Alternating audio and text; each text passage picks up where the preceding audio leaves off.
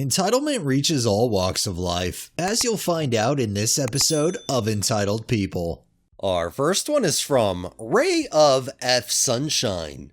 I was recently flying cross-country, Maryland to Seattle. The flight was scheduled to depart at 7 o'clock.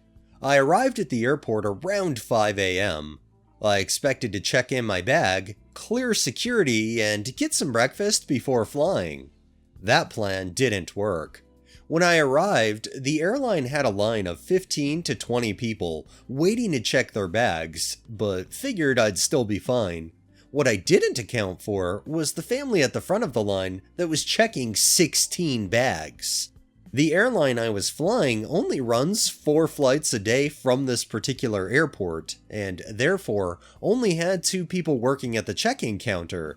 The family with 16 bags consisted of the mother, father, a baby, and 3 children that looked to be between 4 and 9-ish years old. They hadn't checked in, prepaid any bags, or tagged any of their bags. Plus, their credit card had issues, and the counter person had to try to find them 5 seats together on a full flight. Overall, they spent more than an hour with one of the 2 counter agents. I spent more than 50 minutes waiting to check my bag with the other agent, and during that time, the mother of the family walked away from the counter in tears because she claimed her children were embarrassing her. Trust me, it wasn't the children everyone in line was mad at. By the time I had checked my bag, the line had grown to roughly 50 people behind me, and the flight had to be held to give people enough time to check their bags and clear security due to the wait.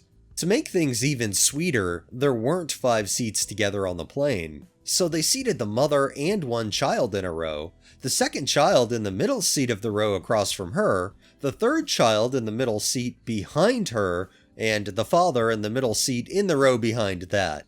They ignored the children for most of the flight, except to yell at them, and expected the people sitting in those rows to watch the kids. And the final kicker was they actually needed to go to Texas to get the wife's car and belongings, but it was cheaper to rent a car on the West Coast. So, because the father was in the military, he charged the flights and 16 bags to the government and held up the entire flight he didn't need to be on to save a couple $100 on a rental car. It amazes me, but at the same time doesn't, that they expected other people on the flight to try to take care of their kids. I think at the end of the day they knew they weren't going to get 5 seats together, and were just hoping for that free babysitter treatment.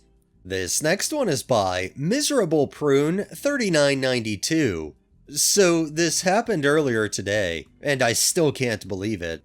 I had an exam at my university, but before that, I had class that left me with about 2.5 hours of free time. I decided to head to a coffee shop nearby to do some last-minute studying.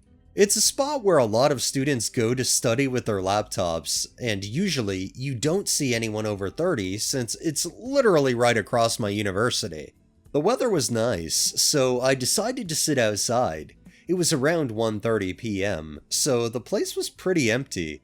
Plenty of open tables, both outside and inside.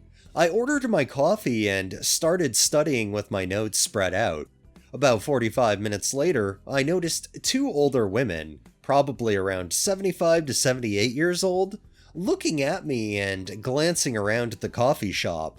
It was a bit odd, but I didn't think much of it at first. They sat down at a table, but then got up and started walking toward me, which felt even weirder. I figured maybe they wanted an extra chair from my table. Nope, they came up to me and asked if they could sit at my table. I was confused and told them there were plenty of empty tables around, including one right next to mine. But they said, "No, we want to sit at this table because the other tables are in the sun. We don't want to sit there." It took me a second to process this. Were they really expecting me to move so they could have my table while I was clearly studying? I told them again there were plenty of other tables available, and that I didn't understand why they wanted mine. They kept insisting, "Can we sit here? We want to sit here." At this point, I wasn't sure if they wanted to sit with me or if they expected me to leave, but either way, I said, "No, you can't," and went back to my work. They looked so offended, like I had personally insulted them. After that, they went to the waitress and started complaining about the situation, but obviously, there wasn't much the waitress could do. They ended up leaving the cafe, clearly annoyed. Honestly, one of the most entitled experiences from old people I've ever had. Like, maybe if you don't like the sun, don't go out for coffee at almost 2 p.m.? Edit. I see a lot of people are mad that I stayed at a place for 2.5 hours, but I actually stayed for only 1 hour there. And the table was for 2 people, since many of you think I had the audacity to hold a bigger table for myself. I'm not that entitled. And I live in Greece. You literally can't escape from the sun. By the way, it's very common here for people to sit 4 hours enjoying their coffee. I don't know if it's a Greek thing or what. It's not like it's uncommon to see people doing work in an establishment somewhere, especially if that establishment has no issues against people doing so. It would be one thing if the place is packed and you're sitting there forever taking up time when people who actually want to eat or drink or whatever, but this isn't the case, so I don't see why they got so mad. And our final one is from Demented Alpaca. This happened at a stoplight a couple weeks ago and it still makes me giggle. I drive a 2019 Ford Ranger in a color called Hot Chili Pepper Red. It's an orange-red color that turns out to be a candy coat of orange over red. It's one of their expensive upgrade colors that's pretty rare because nobody wants to pay an extra $750 for it. I didn't either. I just got a deal on the truck. I happened to pull up next to a new Bronco in the same color and the lady driving was pretty excited. Turns out her excited was extremely pissed off because my truck was the same color as hers. According to her, it was a limited edition color that was exclusive to a certain package in the Bronco that year and I was copying her. She accused me of painting my truck to copy her car and demanded, and she really hit the high notes on the word demand, that I change it back. All of this happened at a stoplight, and I just sat there watching this grown-ass adult lose her ever-loving shit at me over the color of our cars. Only later did it occur to me that I should have recorded it.